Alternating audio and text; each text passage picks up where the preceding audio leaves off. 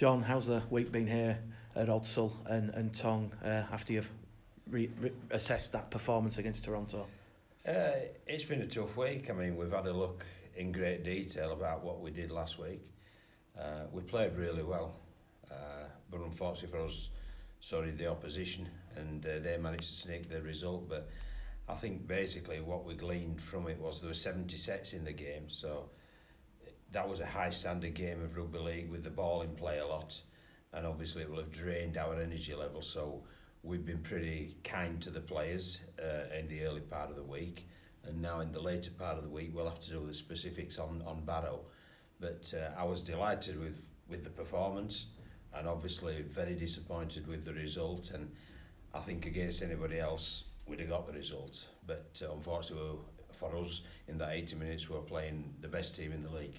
And as you say, the players that can leave the field and be proud of that performance. Very much so, yeah. I mean, you know, they're making steps forwards all the time, you know, and I think this league, you can see how tough it is when you look at our recent results. A 2-point win in Toulouse, a draw against Swinton, a 1-point loss to York, and a 5-point loss to Toronto. So there ain't much needs to go our way to have made that 4 out of 4, you know, so and we'll have to ensure that we do clean up those games in the coming year. But we've got an immediacy, and the immediacy is 4 games remaining of the regular season that we need to win to make the clubs who are in the top 5 very nervous.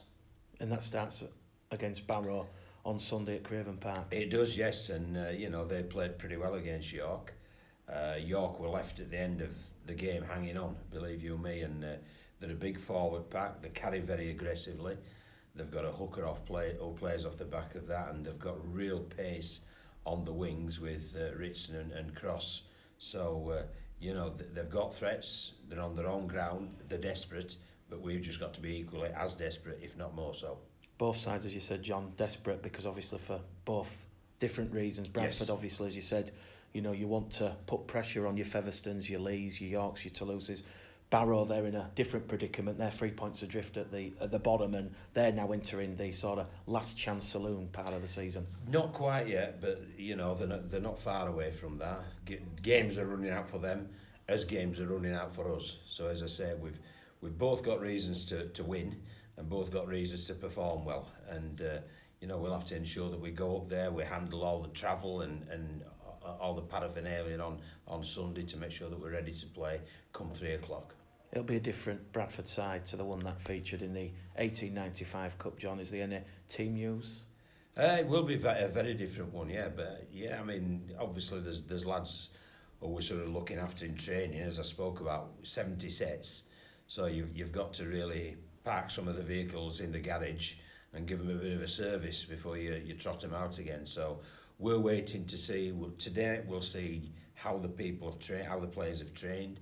Then we'll sit down as a coaching staff. We'll select the 19-man squad and what we feel is the starters and interchanges, and it will be based very much on how energetic and free moving they are today, because obviously we've got some good players who played in the reserves on Tuesday and who are waiting for their opportunity. I was just going to say, John, obviously Ross Peltier, Joe Brown, Sam Hallis, and some of the other players that played in that reserve game.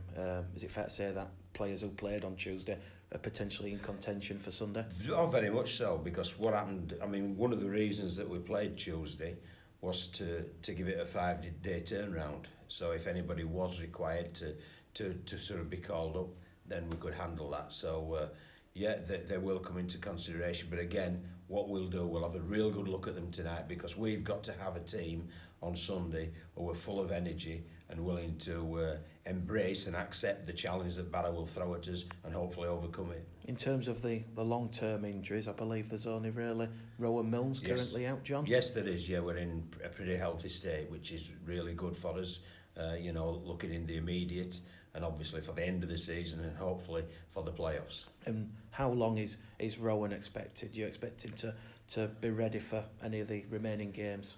At the minute, I'm just being guided by our physio, but he's just gradually each week his movement patterns are getting better, his leg strength's getting better, his confidence is getting better, and we're just leaving him like that because obviously, fortunate for us, in the first grade at the minute we've got Joe and Jordan who are playing really well. So you know the need isn't as urgent as it may well have been at other parts of the season. So we're going to just make sure he recovers totally because we've got to look at the long term as well. I mean, Rowan's only a very young man and he's got to recover from this completely so that it doesn't hinder him in any way, not only for this season but for coming seasons as well, when hopefully he'll be an integral part of Bradford Bulls for the future. And just finally, John, obviously 4 games remaining, 4 perhaps winnable games, what people might look at, albeit, you know, you've still got the tough task going to Barrow, Dewsbury, Sheffield at home, won't be easy, but, you know, is the mantra still just about controlling what you can control? It is, yeah. I mean, that's all we can do. You know, we've got to keep playing well. We've got to pick some results up so that we pressurise the ones who are in there, because it's absolutely fascinating if you look at the other fixtures. You know, there's lots of that top 5 playing each other. So they'll be knocking each other off, and you never know what twists and turns around the corner. But what we've got to do is make sure that we're there and we're playing well and we're picking up wins. And if we do that, that's all we can do. Will you be keeping an eye on any of the other results? Not during our game, obviously, but obviously one of the first things we do when we go into the changing rooms is have a look on our phones and just see how they've all gone on. And obviously we'll know the York-Toronto game because that's being played on Saturday, won't we? So you've obviously got to do it, Mick, because at this stage of the season, it affects you. And we've got to keep an eye out, but it'll only be keep an eye out when we've done our business, hopefully, by playing really well on Sunday.